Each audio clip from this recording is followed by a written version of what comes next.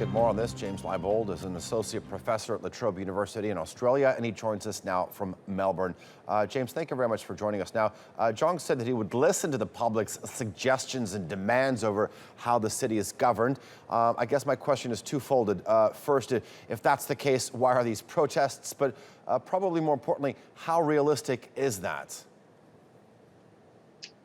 Yeah, well, he's there to try to mend some fences as a result of the 2014 uprising, really, amongst particularly young Hong Kongers over how China was governing Hong Kong, particularly with regards to the promise of universal suffrage that was contained in the Basic Law, and a feeling that the PRC was backtracking on that essentially it was going to give Hong Kong citizens a kind of Chinese-style democracy where they could vote freely, but only amongst candidates selected by Beijing.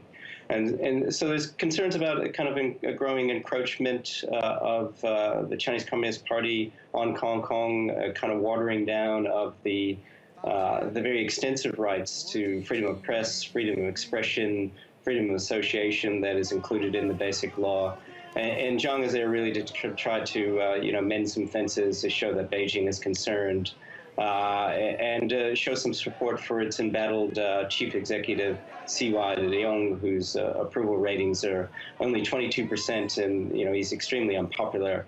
And so Beijing's there to kind of prop him up through this official visit. Well, let me ask you then, how is he going to mend these fences? Because independence is becoming an increasingly mainstream subject in Hong Kong.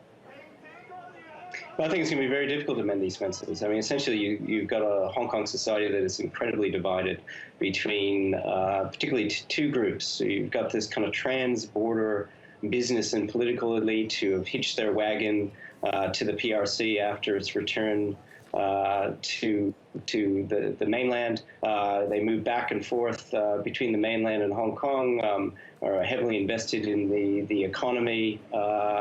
And then you've got ordinary Hong Kong citizens who don't feel a sense of identification with the mainland, still have an affinity for the outside world, the UK, and are concerned about the watering down of these rights. And so it's going to be very difficult to mend these fences, particularly when the Hong Kong economy itself is not doing that well. I mean, growth is projected to slow to 1% in 2016.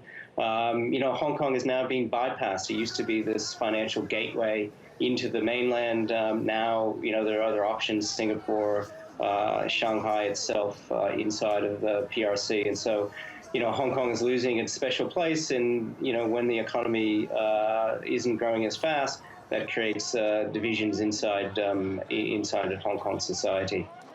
All right, James Leibold joining us from Australia. Thank you very much for that analysis.